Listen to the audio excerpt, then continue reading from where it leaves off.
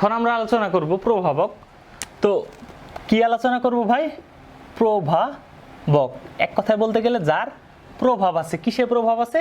বিক্রিয়ার গতি পরিবর্তনে যার প্রভাব আছে বা বিক্রিয়ার হার পরিবর্তনে যার প্রভাব আছে। প্রভাবককে যার প্রভাব আছে। কোথায় প্রভাব আছে ভাই?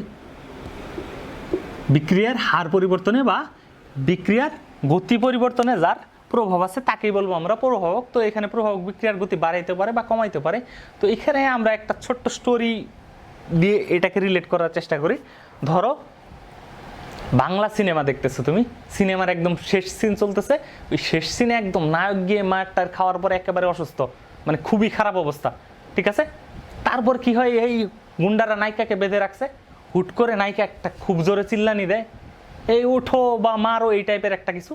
এরপরে দেখবা যে নায়ক একদম খুব এনার্জাইজড হয়ে একেবারে পুরা মানে সিন পাল্টায় দিছে। তো এইখানে এই যে নায়িকার যে চিৎকার, এই সামান্য চিৎকারে কি হয়েছে, নায়ক একদম মানে আগের শক্তি ফিরে পেয়েছে, ফিরে পায় একদম সপ্তম মারটা দিয়ে উল্টা পাল্টায় শেষ, ঠিক আছে? এখানে তাহলে নায়িকার চিৎকার কি ভাই? নায়িকার চিৎকার হইতেছে এখানে প্রভাবক। নায়িকার চিৎকার কি ভাই? নায়িকার চিৎকার প্রভাবক। তার মানে আমরা যদি আসি, প্রভাবক কি করে? আমাদের প্রভাবক বিক্রিয়ার হার বাড়ায় অথবা কমায়। আর এখানে আমরা যদি প্রভাবকের বৈশিষ্ট্যগুলো দেখি বা বাকি জিনিসগুলোতে আসি, তো প্রভাবক কি আমরা যদি ডেফিনেশনে বলি যে যে পদার্থগুলো সামান্য পরিমাণে ব্যবহৃত হয়, কি পরিমাণে ব্যবহৃত হয়? সামান্য পরিমাণে ব্যবহৃত হয়ে বিক্রিয়ার হার কমায় বা সামান্য পরিমাণ ব্যবহৃত হয়ে বিক্রিয়ার হার কমায় বা বাড়ায়, আর বিক্রিয়া শেষে নিজে অপরিবর্তিত থাকে। কি হয়? বিক্রিয়া শেষে নিজে অপরিবর্তিত থাকে, তাকে কি বলে? প্রভাবক বলে। তাহলে কি হয়? সামান্য পরিমাণ ব্যবহৃত হয়, বিক্রিয়ার হার কমায় বা বাড়ায়, এবং বিক্রিয়া শেষে কি হয় ভাই? নিজে অপরিবর্তিত থাকে, তাকে প্রভাবক বলে। এখন আমরা যদি প্রভাবকের বৈশিষ্ট্যে আসি, প্রভাবকের বৈশিষ্ট্য কী কী হতে পারে? যে প্রভাবক খুবই সামান্য পরিমাণ, সামান্য ব্যবহার করলেই ব্যবহারেই কাঙ্ক্ষিত ফলাফল পাওয়া যায়।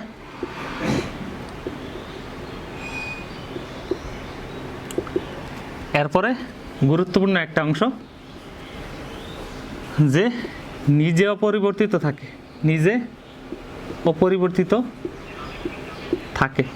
এখানে এই জিনিসটাকে কীরকম বলা যায়? তোমাদের ফ্রেন্ড সার্কেলে কিছু ফ্রেন্ড আছে না, যে ধরো কারো মারামারি লাগছে দুইটা ফ্রেন্ডের, তো মারামারি লাগার পরে আসলে আজকে মারামারির উদাহরণগুলো খুব বেশি হয়ে যাইতেছে, সংঘর্ষ তত্ত্ব পড়াইছি, তো ওই সংঘর্ষ থেকে এই মারামারির উদাহরণগুলো আসতেছে। তো তোমার যদি দুইটা ফ্রেন্ডের মারামারি লাগে, ঠিক আছে, ধরো এ আর বি এর মারামারি লাগছে, আমরা একটু মজা করে পড়ার চেষ্টা করি, অনলাইন লেকচারগুলো এমনিতেই বোরিং, এই জন্য একটু স্টোরিগুলো বলা। তো এ আর বি এর মারামারি লাগছে, এখানে সি আসছে, সি এসে দুইজনকে উৎসাহ দিতেছে, ঠিক আছে? এই ওকে বলতেছে, এই তুই ওকে মার, ও তো তোকে অপমান করছে, ওকে বলতেছে এই ও তোকে এই নিয়ে গালি দিছে, তুই ওকে মার, ঠিক আছে? তো এ বেটা কি করতেছে, এই দুইজনকেই সমান তালে উৎসাহ দিতেছে। তো দুইজনকে সমান তালে উৎসাহ দেওয়ার পরে কি হয়েছে? দুইজন মারামারি করে দুই তিনজনের নাক মানে একজনের নাক ফাটছে আর একজনের মাথা ফাটছে, কিন্তু এই যে উৎসাহ প্রদানকারী ব্যক্তি, তার কিন্তু কোনো প্রকার চেঞ্জ নাই। সে আসছিল মানে একদম ভালো মাপের ইউনিফর্ম পরে, আসার পরে তাদের দুজনকে প্রণোদনা দিছে, তারা দুইজন মারামারি করছে, নাক ফাটাইছে, একজন হাসপাতালে আর একজন ট্রিটমেন্ট নিয়ে বাড়িতে আছে, কিন্তু তার কি হয় নাই, সে যেরকম ভাবে আসছিল সেরকম ভাবে ফিরে গেছে। এই প্রভাবকে একই রকম, মানে বিক্রিয়ার আগে এবং পরে তার অবস্থা সেম, তার অবস্থার কোনো প্রকার পরিবর্তন হয় না। মানে বিক্রিয়ার শুরুতে সে যেরকম থাকবে, মাঝখানে যদিও সে অন্তর্বর্তী যৌগ গঠন করে মাঝে মধ্যে, কিন্তু বিক্রিয়ার শেষে তার কি হবে? ধর্ম ভর সব কিছুই অপরিবর্তিত থাকবে। আর এখানে প্রভাবক কি করে? প্রভাবক আমাদের ইয়ে কমায়, মানে সক্রিয়ণ শক্তি কমায়। সক্রিয়ণ শক্তি কমাইলে আমাদের বিক্রিয়াটা আরও সহজ হয়ে যায়। আর এখানে যে প্রভাবক সাম্যাবস্থার পরিবর্তন করতে পারে না, সাম্যাবস্থার পরিবর্তন করতে পারে না, সাম্যাবস্থার পরিবর্তন করতে পারে না, সাম্যাবস্থা দ্রুত অর্জনে সহায়তা করে। কি করে? সাম্যাবস্থা দ্রুত অর্জনে সহায়তা করে। এটা মনে রাখতে হবে যে প্রভাবক কখনো সাম্যাবস্থা পরিবর্তন করতে পারে না, সাম্যাবস্থা দ্রুত অর্জনে সহায়তা করে। কেন এরকম হয় যে সাম্যাবস্থা কেন পরিবর্তন করতে পারে না? ধরো এ থেকে বি উৎপন্ন হইতেছে, আবার বি থেকে এ উৎপন্ন হইতেছে। তো আমরা যদি এরকম একটা প্রভাবক দিই যে প্রভাবক খুব দ্রুত একে বিতে কনভার্ট করবে, কি করবে? এ থেকে বি উৎপন্ন হওয়ার বিক্রিয়াটার হারটাকে বাড়াবে। তোমরা তো জানো যে এ থেকে বি যখন উৎপন্ন হইতে থাকবে একটা নির্দিষ্ট সময় পরে, মানে বি এর ঘনমাত্রা বাড়ার পরে সে কি হবে? বি থেকে আবার এ উৎপন্ন হওয়া শুরু করবে। তো এ থেকে যে সময় কি হবে ভাই? এ থেকে যে সময় বি উৎপন্ন হবে একটা নির্দিষ্ট ঘনমাত্রা পরে গিয়ে, মানে বি এর একটা নির্দিষ্ট ঘনমাত্রার পরে বি থেকে আবার কি হবে? এ উৎপন্ন হবে।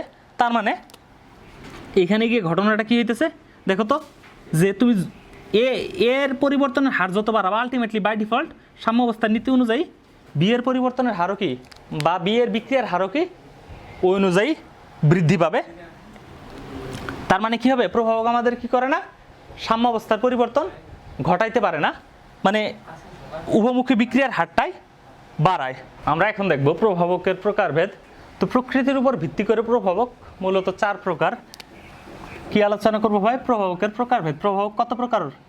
4 প্রকার। কিসের উপর ভিত্তি করে? প্রকৃতির উপর ভিত্তি করে। প্রকৃতির উপর ভিত্তি করে প্রভাবক কয় প্রকার ভাই? প্রভাবক 4 প্রকার। তো প্রথম প্রকারে যদি আমরা আসি, প্রথম প্রকার হইতেছে আমাদের ধনাত্মক প্রভাবক। কি প্রভাবক ভাই? ধনাত্মক প্রভাবক। এই ধনাত্মক প্রভাবক মানে হইতেছে এই প্রভাবক যোগ করলে আমাদের বিক্রিয়ার হার বাড়ে। কি করে? বিক্রিয়ার হার বাড়ে। তো এই ধনাত্মক প্রভাবক আমরা যদি উদাহরণ হিসেবে নেই পটাশিয়াম ক্লোরেটকে KClO3, অ্যান্ড দেন এইটার যে বিয়োজন হয় KClO প্লাস O2, এখানে ম্যাঙ্গানিজ ডাইঅক্সাইড ধনাত্মক প্রভাবক হিসেবে কাজ করে। তার মানে এখানে আগে যে বিক্রিয়ার হার ছিল, নর্মালি ম্যাঙ্গানিজ ডাইঅক্সাইড যোগ করার আগে যে বিক্রিয়ার হারটা ছিল, ম্যাঙ্গানিজ ডাইঅক্সাইড যোগ করার পরে কি হয়? বিক্রিয়ার হারটা আগের চেয়ে বাড়ে। এই জন্য ম্যাঙ্গানিজ ডাইঅক্সাইডকে এখানে কি বলা হয়? ধনাত্মক প্রভাবক। এরপরের অংশে যদি আসি আমরা, তার মানে ধনাত্মক প্রভাবক কি করে ভাই? বিক্রিয়ার হারটাকে বৃদ্ধি করে। তো এরপরের অংশ হইতেছে ঋণাত্মক প্রভাবক। কি প্রভাবক ভাই?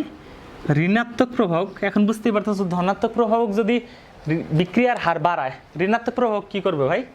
ঋণাত্মক প্রভাবক বিক্রিয়ার হারটাকে কমাবে। তো আমরা যদি সাধারণত হাইড্রোজেন পারক্সাইডে এটার যদি বিয়োজন খেয়াল করি, H2O plus O2, hydrogen peroxide, এই টার্মটা যে কেমিস্ট্রি জানে না তার কাছে মোটামুটি এখন পরিচিত। কারণ ওই যে আমাদের সীতাকুণ্ডে যে ট্র্যাজেডিটা হয়েছিল, ওটা হয়েছিল কিন্তু ভাই আমাদের এই হাইড্রোজেন পারক্সাইডের জন্য। তো হাইড্রোজেন পারক্সাইড সাধারণত যদি বিয়োজিত হয় কি উৎপন্ন হয়? H2 এবং অক্সিজেন গ্যাস। অ্যান্ড দেন এই বিক্রিয়ার হারটা যে আছে, আমরা যদি এখানে একটা ঋণাত্মক প্রভাবক ইউজ করি, কি হবে? বিক্রিয়ার হারটা কমে যাবে। আমরা যদি H2O2 এই বিক্রিয়ায় ফসফরিক অ্যাসিড অ্যাড করি, H3PO4 ইউজ করলে কী হবে? এটার বিয়োজনের মাত্রাটা হ্রাস পাবে। এখানে গতি, বিক্রিয়ার গতি কী হয় ভাই? বিক্রিয়ার গতি হ্রাস পায়। তো আমাদের ধনাত্মক প্রভাব কী করে? বিক্রিয়ার গতি বাড়ায় বা বিক্রিয়ার হার বাড়ায়। আর আমাদের ঋণাত্মক প্রভাব কী করে? বিক্রিয়ার গতি হ্রাস করে বা বিক্রিয়ার হার কমায়। এরপরে যদি আমরা আসি স্বপ্রভাবক, কিসে আসবো ভাই? স্বপ্রভাবক যদি আমরা আলোচনা করি, স্বপ্রভাবকে কি হয়? আমরা একটু এক্সাম্পলটা দেখার চেষ্টা করি, তাহলে আরও ক্লিয়ার বুঝতে পারবো। আমরা আগে ডেফিনেশনে না গিয়ে আগে এক্সাম্পল দেখার চেষ্টা করি। COOH2 অক্সালিক অ্যাসিড, সেই সাথে পটাশিয়াম পারম্যাঙ্গানেট আর সালফিউরিক অ্যাসিড, এখান থেকে উৎপন্ন হয় K2SO4 ম্যাঙ্গানিজ সালফেট প্লাস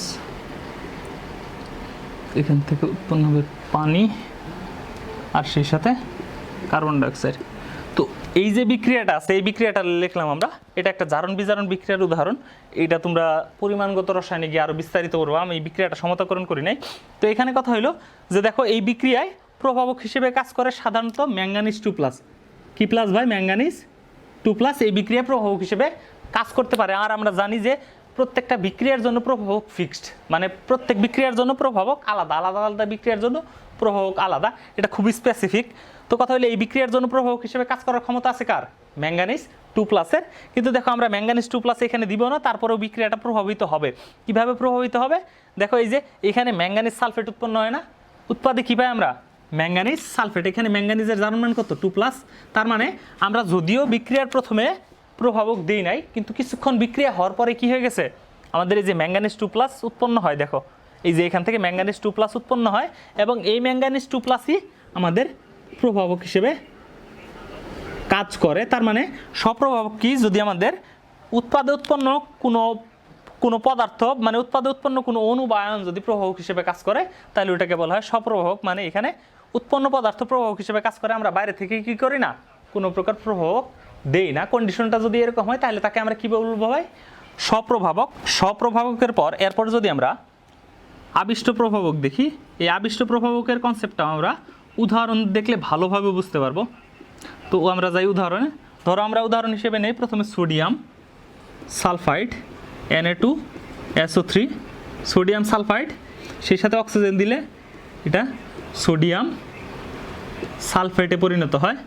এবং যদি আমরা নেই সোডিয়াম আর্সেনাইড Na3AsO3, এর সাথে যদি অক্সিজেন দিই তাহলে কোনো প্রকার রিঅ্যাকশন হয় না।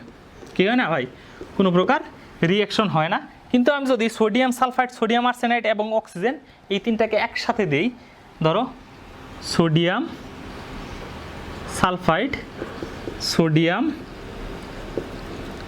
আর্সেনাইড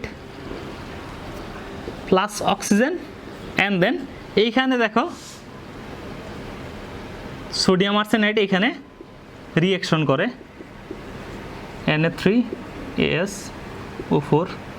তো স্বপ্রভাবকের পর আমরা যদি দেখতে চেষ্টা করি আবিষ্ট প্রভাবক, কি দেখবো আমরা ভাই?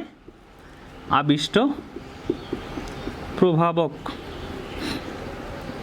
তো আবিষ্ট প্রভাবকটা আমরা উদাহরণ থেকে দেখলে সুবিধা হবে বুঝতে। তো ধরো সোডিয়াম সালফাইড আর সাথে অক্সিজেন দিলে এখান থেকে সোডিয়াম সালফেট ফর্ম হয়। কিন্তু আমরা যদি সোডিয়াম আর্সেনাইডের সাথে অক্সিজেন যোগ করি Na3AsO3, এর সাথে অক্সিজেন দিলে এটা কোনো প্রকার রিঅ্যাকশন করে না। কিন্তু আমরা যদি সোডিয়াম সালফাইড, সোডিয়াম আর্সেনাইড এবং অক্সিজেন তিনটা একসাথে যোগ করি Na2SO3 plus Na3AsO3 plus oxygen, then কী হয় ভাই? আমাদের এই সোডিয়াম সালফাইড ওই সময় রিঅ্যাকশন করে, সোডিয়াম আর্সেনাইড ওই সময় রিঅ্যাকশন করে। তাহলে কী হতেছে? Na2SO4 plus Na3AsO4। তো এইখানে দেখো আগে সোডিয়াম আর্সেনাইড রিঅ্যাকশন করতো না, কিন্তু সোডিয়াম সালফাইড আর আর্সেনাইড একসাথে দেওয়ার জন্যই সে রিঅ্যাকশন করলো। তো এই ক্ষেত্রে যদি এরকম হয় যে কোনো একটা বিশেষ বিক্রিয়কের উপস্থিতিতে অন্য আরেকটা বিক্রিয়ক, মানে যে আগে রিঅ্যাকশন করতো না সে পরে রিঅ্যাকশন করে, তো এই ধরনের ঘটনা ঘটলে তাকে কি বলা যায় ভাই? তাকে বলা যায় আবিষ্ট প্রভাবক। তার মানে এখানে আবিষ্ট প্রভাবককে সোডিয়াম সালফাইড। প্রভাবকের প্রকারভেদ আলোচনা করার পরে এবার আমরা দুইটা নতুন টার্ম দেখার চেষ্টা করি। ওই টার্ম দুটো হইতেছে প্রভাবক, প্রোমোটার, এবং আরেকটা টার্ম হইতেছে প্রভাবক বিষ। ঠিক আছে, প্রভাবক প্রোমোটার এবং প্রভাবক বিষ। তো প্রোমোটার যদি আমরা আলোচনা করতে চাই, প্রোমোটার এটা হইতেছে প্রভাবকের প্রভাবন ক্ষমতা বাড়ায়। ঠিক আছে, প্রভাবকের প্রভাবন ক্ষমতা বাড়ায়। কি করে? প্রভাবকের প্রভাবন ক্ষমতা বাড়ায়, মানে নর্মালি প্রভাবক যে পরিমাণ কাজ করতে পারে ওই ক্ষমতাটাকে আরেকটু বাড়ায় দেয়। It's kind of inspiration. ধরো তোমার আশেপাশে পজিটিভ মানুষজন তোমাকে যে ইন্সপায়ারেশনটা দেয় যে না তুমি এটা করতে পারবা, তখন দেখা যায় তোমার কাজ করার ক্যাপাবিলিটি বা কাজ করার এনার্জি আগের থেকে অনেক বেড়ে যায়। এটা কাইন্ড অফ ওই ইন্সপায়ারেশনের মতোই কাজ করে। মানে আগে যে পরিমাণ কাজ করতে পারতো প্রভাবক এখন কি করে? তার চেয়ে বেশি কাজ করতে পারে, মানে ওই পজিটিভ ইন্সপায়ারেশনের জন্য। তো এখানে আমরা যদি এক্সাম্পল দেখি, N2+3H2, এখান থেকে উৎপন্ন হয় অ্যামোনিয়া। তো এই অ্যামোনিয়াটা যে আমাদের প্রডিউস হয়, এখানে নর্মালি আয়রন প্রভাবক হিসেবে কাজ করে। কি প্রভাবক হিসেবে কাজ করে? আয়রন তো আয়রন যেহেতু প্রভাবক হিসেবে কাজ করে, এখানে যদি আমরা কিছু মলিবডেনাম ইউজ করি, কি ইউজ করি? মলিবডেনাম। এইখানে এই মলিবডেনাম বিষয়টা ওই যে তোমাদের পজিটিভ ইন্সপায়ারেশনের মতো, যেমন তোমার মা বাবা বা তোমার আশেপাশের পজিটিভ বন্ধু বান্ধব তোমাকে যে ইন্সপায়ারেশনটা দেয় যে না তুই এই কাজটা করতে পারবি, তুই এর চেয়ে আরও ভালো করতে পারবি, কাইন্ড অফ ওইরকম যে মলিবডেনাম এখানে আয়রনের প্রভাবন ক্ষমতাটা কি করে ভাই? আয়রনের প্রভাবন ক্ষমতাটাকে বাড়ায় দেয়। তো এই গেল প্রমোটার। আর প্রভাবক বিষ যদি আমরা আলোচনা করি, প্রভাবক বিষ হইতেছে কাইন্ড অফ তোমাদের ওই যে আছে না, পাশের বাসার আন্টি, মানে কিছু টক্সিক মানুষজন, মানে যারা সবসময় ভালো জিনিস বাদ দিয়ে খারাপ জিনিস নিয়ে কথা বলে আস্তে আস্তে একটা মানুষের প্রোডাক্টিভিটিকে অনেকটা কমায় দেয়। সবার ক্ষেত্রে কমায় না, কিন্তু কারো কারো ক্ষেত্রে এই যে পাশের বাসার আন্টি বা টক্সিক মানুষজনের ইফেক্টটা খুব বেশি থাকে, যার ফলে তাদের কাজ করার ক্যাপাবিলিটি অনেক কমে যায়। বিষয়টা এখানেও তাই হয়। ধরো normally CH triple bond CH এর সাথে যদি তুমি হাইড্রোজেন যোগ করো এবং প্রভাবক হিসেবে থাকে প্যালাডিয়াম, এখানে যদি কোনো বিষ না দাও তাহলে দেখবে যে এটা প্রোডাক্ট হয়ে যাবে CH3 বিষয়টা হয়ে যাবে এরকম, ঠিক আছে। কিন্তু যদি এখানে তুমি বেরিয়াম সালফেট ইউজ করো, দেখো এই যে এখানে দুইটা বন্ড ভাঙে তারপর এখানে হাইড্রোজেন যুক্ত হয়, কিন্তু এখানে যদি বেরিয়াম সালফেট যোগ করে দেওয়া হয় তার মানে এখানে প্যালাডিয়ামের ক্ষমতা হ্রাস পাবে। এই জন্য প্যালাডিয়াম ওই সময় CH3 না বানাইতে পারে, একটা বন্ড ভাঙতে পারবে। দেখো এখানে 3টা বন্ড ছিল, এখানে সে 2টা বন্ড ভাঙছে, একটা আছে। কিন্তু যে সময় তুমি বিষ ইউজ করতেছো প্রভাবক বিষ, সে প্রভাবকের প্রভাবন ক্ষমতাটাকে হ্রাস করে দিবে। ওই সময় এখানে বন্ড সে 3টা থেকে একটা ভাঙতে পারবে, 2টা থাকবে, তার মানে CH2 হবে। তাহলে আমাদের প্রভাবক বিষ কী করে ভাই? প্রভাবক বিষ আমাদের প্রভাবকের প্রভাবন ক্ষমতাটাকে হ্রাস করে। তো এই ছিল মোটামুটি আজকের আলোচনা, মানে আমাদের এই রাসায়নিক পরিবর্তনের দ্বিতীয় লেকচার। এরপর তৃতীয় লেকচারে আমরা টপিক অনুযায়ী আগানোর চেষ্টা করব এবং এর মাঝে মাঝে আমরা ম্যাথগুলো প্র্যাকটিস করার চেষ্টা করব, মানে মাঝের লেকচারগুলোতে। যেমন হয়তো বা এই লেকচারের পরবর্তী লেকচারের তারপরে লেকচার মানে 4 নাম্বার লেকচারে গিয়ে আমরা এই এত দিন যত ফর্মুলা পড়ছি বা আদার যে ফর্মুলা ডিরাইভ করছি এইগুলার ম্যাথমেটিক্স প্র্যাকটিস করার চেষ্টা করব। আর আমি আবারও বলতেছি যে তোমাদের যদি কোনো প্রকার কনফিউশন থাকে এই ভিডিওগুলোতে তাহলে কমেন্টে জানিয়ে দিও, এবং এই তোমাদের এই কনফিউশনগুলোকে নিয়ে আমরা আরেকটা ভিডিও বানায় তোমাদের কনফিউশনগুলোকে সলভ করার চেষ্টা করব। ধন্যবাদ সবাইকে রসায়ন ভাইয়ের সাথে থাকার জন্য। আসসালামু আলাইকুম।